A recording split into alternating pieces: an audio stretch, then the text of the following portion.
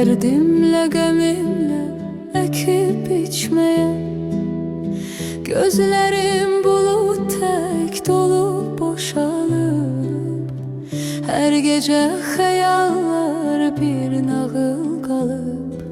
Sen denen hayattan nece zövq alaq, her günün yükü ağır, ümitler yarpaq yarpaq.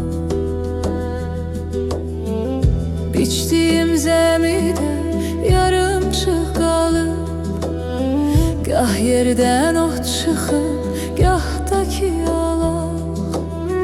Bir ovuc sevincim küləkdə uçub, hər atdım bir dağdır yolum qalıb. Sən denən həyatdan necə zövq alaq, hər günün yükü ağır, ümitlər yarpaq yarpaq.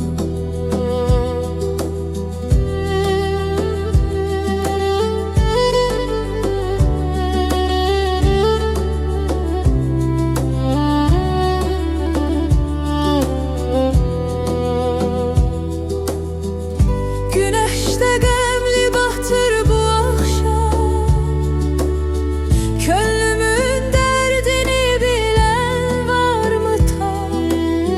Səssizliyim araya çatsa da qəm, bir sual qalır dilimdə hər an. Sən denən həyatdan necə zövq alaq, hər günün yükü ağır, ümitlər yarpaq yarpaq.